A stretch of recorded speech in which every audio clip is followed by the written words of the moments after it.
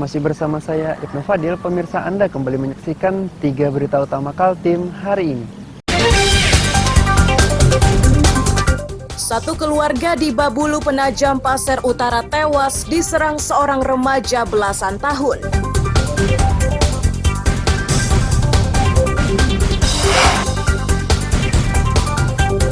Kebakaran di lokasi penumpukan solar di Palaran didalami polisi.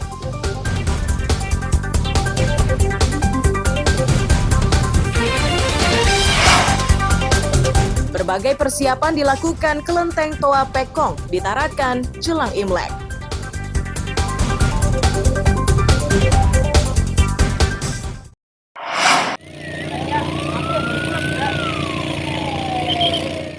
Kepulan asap hitam yang membumbung di Jalan Poros Simpang Pasir Palaran, Samarinda, Selasa sore menggegerkan warga. Ini karena kebakaran tersebut dekat dengan permukiman. Sejumlah petugas pemadam dan relawan dikerahkan untuk memadamkan api.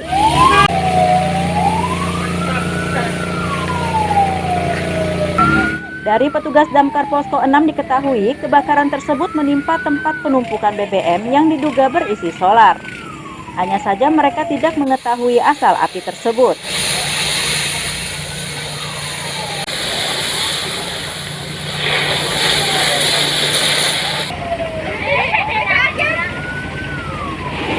Terlantar jadi 65 yang kami dapat informasi ini solar ini.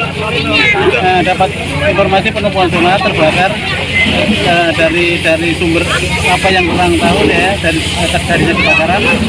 Cuma kita dapat informasi sudah besar, agak terlambat lagi informasinya. Untuk penyebabnya apa, Pak? Kalau penyebabnya kita kurang tahu, makanya masih diselidiki yang berwajib. Kita nggak berani memastikan penyebabnya.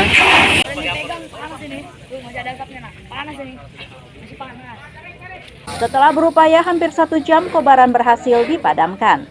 Amir Hamzah dan Puji Lestari melaporkan dari Samarinda.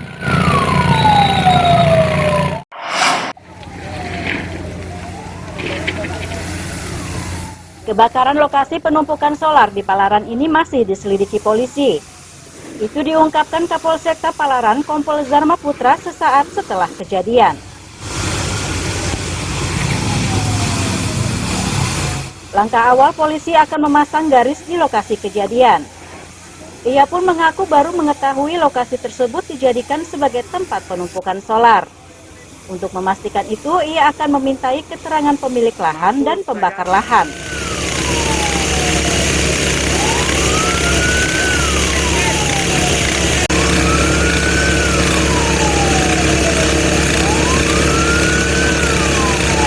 Kita amankan TKP, kemudian kita bawa ke Polsek dulu. Untuk hari ini di polisi lain dulu. Di polisi lain, kita polisi lain. Kita polisi lain. Tadi kan sudah ada saksi sama yang punya gudang ini. Ini langsung kita bawa ke Pak Polsek biar keterangan. Untuk memastikan aja bahwa ini betul penumpukan BBM atau gimana? Nah, makanya nanti saya juga baru tahu di sini. Berarti sebelumnya kemana belum tahu ada saya. di sini. Untuk makanya ini kita pasti nanti saya minta keterangan. Makanya saya kaget juga. Ya kalau bakar ada penumpukan bakar di situ ngarang-ngarang namanya. Kalau sama-sama salah lah.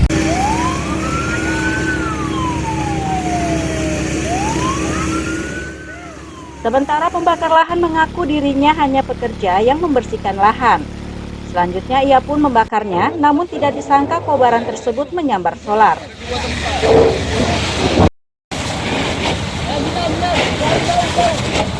Kan kita akan merembet. Oh, merembet itu karena apa Pak? Karena ilalang memang kering? Bukan, karena lelehan dari solar. Dari solar, berarti dari tumpahan dari solar. Gitu. Oke. Tadi itu langsung Pak tadi itu membakarnya besar atau kecil? Kan membakarnya kecil. Kecil aja awalnya. Karena nggak terkendali sudah. Di sesi solar yang tumpahan ini yang paling besar. Oh, langsung nyambar gitu ya? Iya, langsung nyambar. Sementara yang lain enggak. Ada lahan itu yang Pak bakar itu lahan sendiri? Lahan orang, punya Haji Pamung. Disuruh ya? Tempoh hari dia ke sini, dikontrakan sama saya untuk bersihkan. Polisi masih terus mengumpulkan bukti dan keterangan untuk memastikan sebab kebakaran, serta kemungkinan tumpukan solar dilakukan secara ilegal. Iswanto melaporkan dari Samarinda.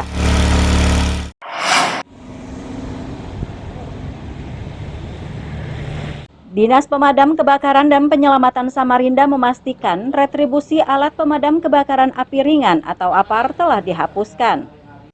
Penghapusan yang mulai diberlakukan tahun 2024 itu merujuk kepada Undang-Undang RI Nomor 1 Tahun 2022 tentang hubungan keuangan antara pemerintah pusat dan pemerintah daerah.